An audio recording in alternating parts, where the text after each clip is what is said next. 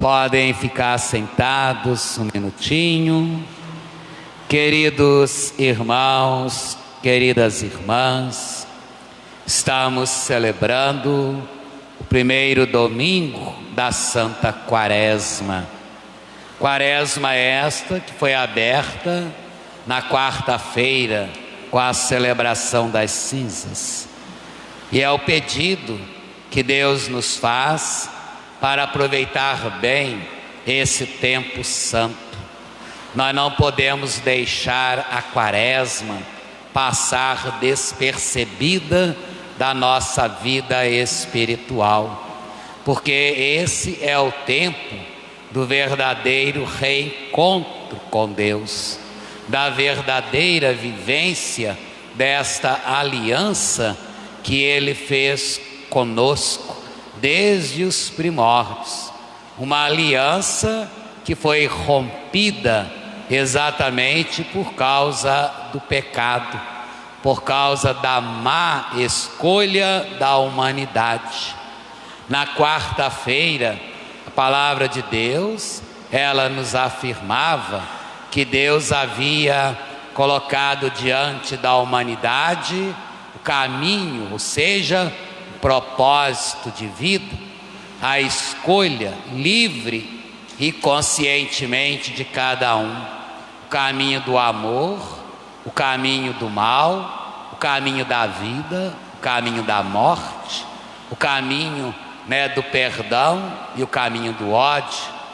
Olha só os caminhos que Deus coloca diante de nós para a nossa escolha. E qual foi a escolha da humanidade, senão o caminho do mal, o caminho da morte, o caminho do ódio, o caminho da divisão, o caminho da falta de fé, da falta de comprometimento com as causas do Senhor.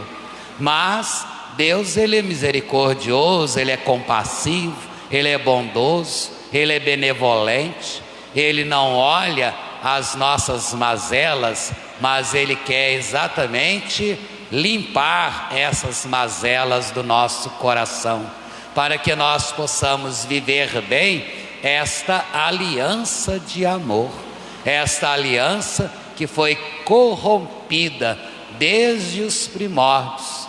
E é isso que nos propõe esse tempo santo da Quaresma, viver bem essa tríplice dimensão quaresmal: a oração, a caridade e o jejum. Claro que as outras coisas são consequências da vivência desse pilar. Se nós não vivemos esse tripé durante a nossa Quaresma, jamais nós iremos nos reconciliar com Deus. Para que nós possamos viver bem esse tempo quaresmal, é preciso colocar em prática aquilo que Ele nos diz: abrir o nosso coração, viver conforme os seus ensinamentos, para que nós possamos nos tornar criaturas novas. E é isso que a palavra de Deus, ela nos propõe nesse primeiro domingo da Santa Quaresma. Claro que a imagem que nós temos é aquela imagem logo de Noé, que construía a arca, o dilúvio. Muitas vezes nós interpretamos tudo isso ao pé da letra, mas tudo isso é uma imagem que o autor sagrado ele utiliza para mostrar a misericórdia de Deus. Até hoje, nem a igreja, nenhum estudioso confirmou que Noé colocou dentro da arca um casal de animais. Não vamos aqui colocar isso ao pé da letra.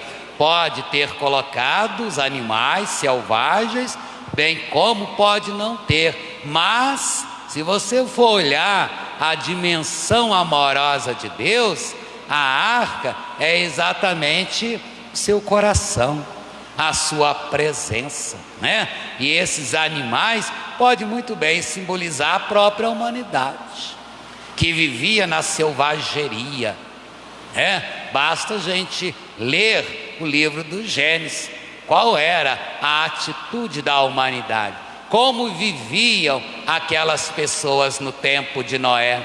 Viviam, casando e dando-se em casamento, vivendo na orgia, vivendo longe de Deus, desfazendo do amor, colocando Deus em segundo plano. Mas Deus vem resgatar os seus filhos amados.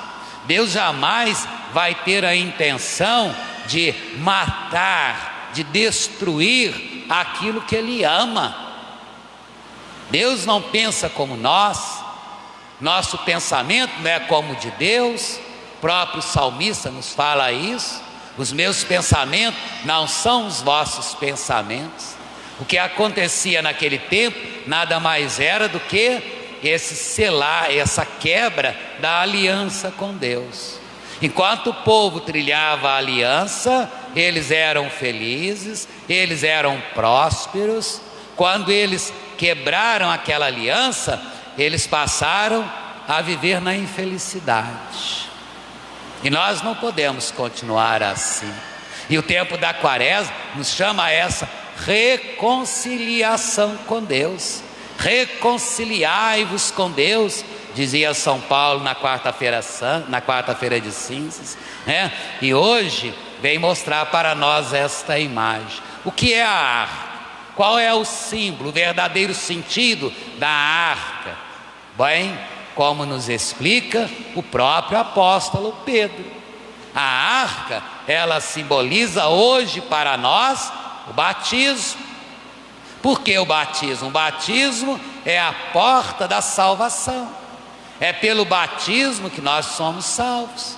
É pela vivência batismal que nós vamos viver esta união de amor, esta aliança com Deus. No momento em que eu renego o meu batismo, renegar o batismo aqui, meu irmão, minha irmã, não é só você deixar de professar aquela fé na qual foi batizada para ir para uma outra determinada denominação religiosa, não. Renegar o batismo aqui é você não se comprometer com aquilo que é de Deus. É você não se responsabilizar com o anúncio da sua palavra. Veja como nós quebramos esta aliança com Deus. Muitos de nós hoje olhamos o batismo simplesmente como algo supersticioso. Há muitos pais, há muitas mães que procuram a igreja para batizar o filho logo recém-nascido e às vezes com esse pensamento: não, porque dizem que enquanto não batizar a criança, não pode dar comida de sal, não pode cortar a unha, não pode cortar o cabelo. Então deixa a criança se rasgar todo com a unha grande, porque a criança faz isso, E a gente sabe que a unha da criança pequenininha, ela cresce com facilidade. Então deixa a criança arranhar toda. Corte a unha do seu filho, Se tiver que dar sopinha para o seu filho, dê sopinha para o seu filho. Será então se seu filho ficar sem batizar até os 10 anos não vai cortar a unha? Não vai cortar cabelo? Não vai comer angu com feijão? Então, às vezes nós vivemos esse nosso pensamento. Por isso que São Pedro vai dizer: o batismo é para a salvação, não para limpar as imundícies do corpo. Nós temos que ter consciência disso. E essa consciência, ela vai se dando através da vivência da palavra, dos ensinamentos que o Senhor nos deixa. E o tempo da quaresma é o tempo propício, mergulhar nesta água que é o amor benevolente de Deus, para que nós sejamos novas criaturas, para que nós possamos resgatar esta aliança. Mas veja, meu irmão, minha irmã, diante de toda essa imagem, nós temos os momentos de tentações. Ora, mas eu sou conduzido pelo Espírito Santo de Deus. Como é que eu, que sou conduzido pelo Espírito Santo de Deus, posso permitir que as tentações falem mais forte dentro de mim? Quando Jesus se retira, logo depois daquele momento em que ele recebe do batismo no Jordão, que se faz ouvir aquela voz, este é o meu filho amado, escutai o que ele diz, o Espírito Santo o impele para o deserto. Ele é conduzido pelo Espírito Santo. Ele vai para o deserto para quê? Para mostrar a nós que diante das fragilidades nós somos capazes de superar as nossas tentações. Porque Jesus estava no deserto não revestido de sua divindade, ele estava lá como homem. Por isso lá ele sentiu fome. Depois que passou todo aquele momento das tentações, né, os anjos o serviram. Agora, não foi Jesus tentado pelo demônio, ele se deixou tentar, porque o demônio não tem poder, o demônio não tem força sobre Jesus e sobre aqueles e aquelas que creem na sua palavra. Embora o evangelho que proclamamos de Marcos é muito minucioso, porque Marcos ele vai direto ao ponto, ele não faz rodeio, como nós encontramos na narrativa de Mateus, por exemplo.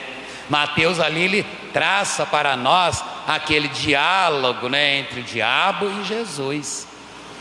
Quando o diabo vê Jesus, ele vai dizer: se realmente você é filho de Deus, faça com que essas pedras se transformem em pães. E Jesus o contra-argumenta com a palavra, mas também está escrito: não só de pão vive o homem, mas de toda palavra que sai da boca de Deus. O que Jesus quer dizer com isso, meu irmão, minha irmã? Que nós não podemos nos colocar somente a favor das coisas do mundo.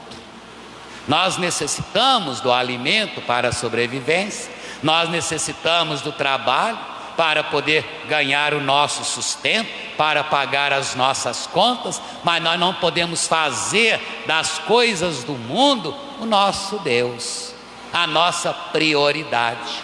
Para aquele que crê, para aquele que acredita na palavra, para aquele que confia, é a palavra que nós devemos viver, se alimentar dessa palavra.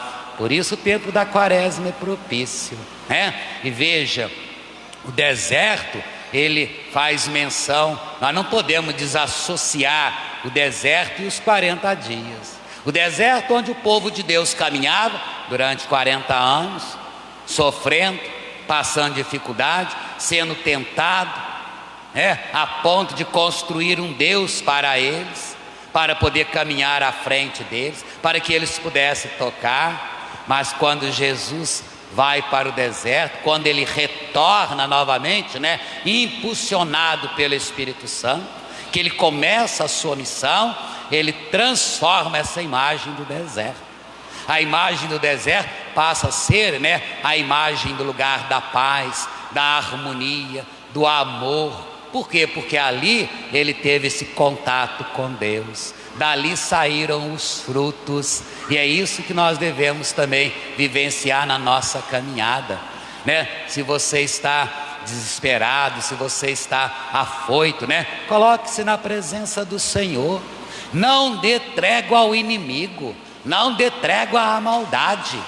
Basta, acabe com isso, usando da palavra, do poder de Deus. É a confiança, meu irmão, minha irmã. É viver esse espírito de oração, é viver a nossa comunhão fraterna, para resgatar essa aliança que veio, ser renovada pelo próprio Jesus. Não mais como a água do dilúvio, mas com o seu sangue derramado na cruz. Por isso que lá no momento da Eucaristia, aquelas palavras da consagração, Jesus, quando ele toma o cálice com vinho, ele vai dizer para o povo, este é o cálice do meu sangue, o sangue da nova e eterna aliança. É o resgate, é a comunhão plena com Deus. E quantas vezes, meu irmão, minha irmã, nós, por causa das nossas escolhas, deixamos de viver essa comunhão com Deus. Nos prostramos diante do maligno, nos prostramos diante das coisas do mundo, adoramos aquilo que o mundo nos apresenta, mas não vivemos a graça e o poder de Deus na nossa vida. Esse é o tempo da quaresma. Então vamos iniciar bem esse tempo.